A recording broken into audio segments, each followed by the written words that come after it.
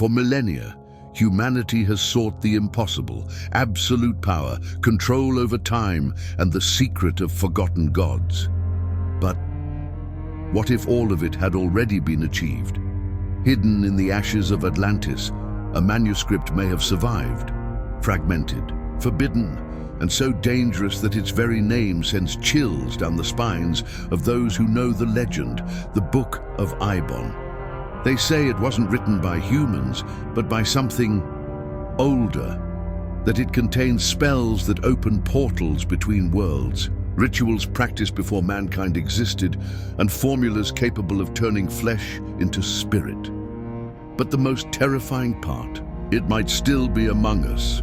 In this video, you'll uncover what no one dares to reveal, the truth behind the most dangerous grimoire in history, its connection to Atlantis, and the evidence that it still operates in the shadows to this day. Stay until the end, because what we're about to reveal could rewrite everything you believe about magic, lost civilizations, and the fate of humanity. For centuries, it was believed that the so-called Book of Eibon had been lost in the depths of the ocean, along with the last whispers of Atlantis. A manuscript so powerful that its readers went mad before finishing it. So dangerous that the gods themselves may have tried to erase it from history. But what if I told you that one page survived, that it was recovered from a sealed vault beneath a monastery and kept secret until now? You're about to see what was never meant to be seen. This is the lost fragment of the Book of Eibon, the first page revealed. Its name is whispered by occultists, feared by historians, and completely erased from official records. Eibon, high priest of Atlantis, scientist, sorcerer, or an entity from another realm. Forgotten accounts describe a man who mastered forces beyond human understanding. They say he traveled between worlds, guided by an intelligence not of this planet, and that the Book of Eibon wasn't written by him, but through him.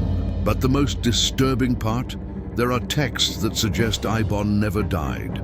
He is said to have completed the final ritual and left his body to exist as pure consciousness, drifting through planes where time and form have no meaning.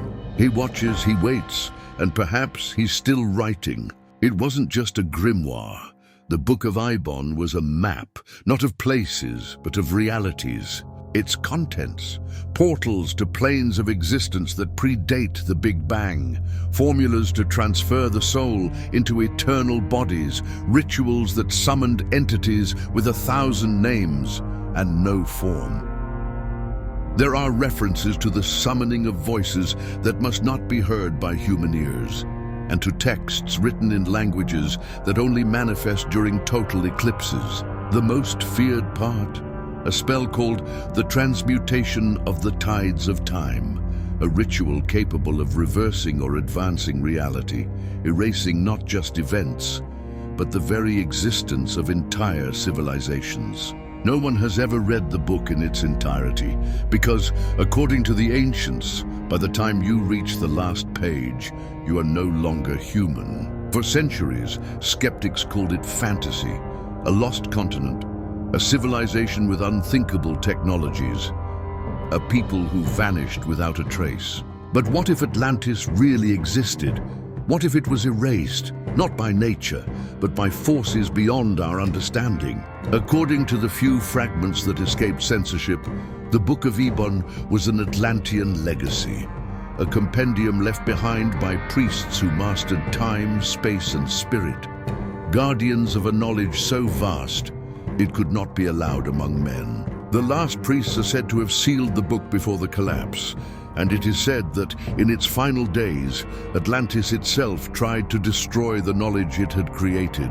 The question now is, if the Book of Eibon caused the fall, why is it still among us? Among the most feared pages of the Book of Eibon, there is a ritual, an incomplete spell, erased or censored.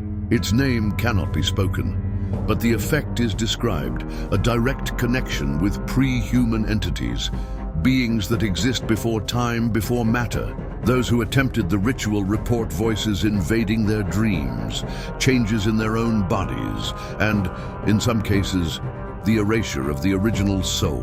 Records say the ritual can only be initiated under the influence of a forgotten constellation, visible only once every 4,000 years, and that once completed, the practitioner never returns the same. Would you trade your humanity for infinite knowledge? Few dared to open the Book of Eibon. Even fewer survived, and those that did survive were never the same. In 1893, French archaeologist Henri Duval found a fragment of the Grimoire on the coast of Brittany. 3 weeks later, it disappeared during a total eclipse. All that was left was his diary, written in a language that didn't exist. In 1945, a Nazi soldier reported stealing a tome sealed with the symbol of the abyss. Hours later, he killed his entire unit and was found muttering, "The page looked back at me." Modern accounts: a librarian in Prague who went blind after cataloguing a manuscript, a student who disappeared when researching Eibon on occult forums, and a secret collector who, they say, keeps an original page locked behind glass sealed with silver and Tibetan runes. Grimoires can be burned, pages may be torn, but with the Book of Eibon, it's different. In 1612, the Inquisition tried to destroy it. The flames devoured the altar, the monks, but the book was intact and still damp, as if it had emerged from the bottom of the sea. In Russia, during the Revolution, a fragment was buried in the ice. 100 years later, it reappeared in Egypt with the same marks of dried blood. The most feared theory among occultists, that the Book of Eibon is not an object. It's a conscience, a cycle that adapts, moves, and returns to those who want it, even without knowing it. Because the real secret is this: we are not the ones who found the book. It is the book that chooses who is ready to be touched. They say the Book of Eibon is just a myth, but what if he was already among us, disguised as fiction? H.P. Lovecraft, master of cosmic horror, mentioned the book in his works, but he never explained how he got there. Would he have had access to real fragments, or was it just inspired? Modern authors speak of strange inspirations.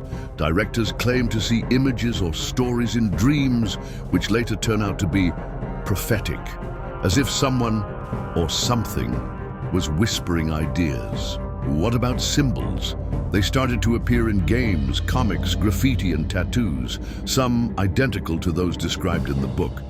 But when confronted, no one remembers where they got them from. Coincidence? Or part of a slow process of familiarization, of acceptance, of openness? For centuries, it was believed that the Book of Eibon had been completely lost with the fall of Atlantis. But what if a fragment was still circulating today, hidden under maximum protection?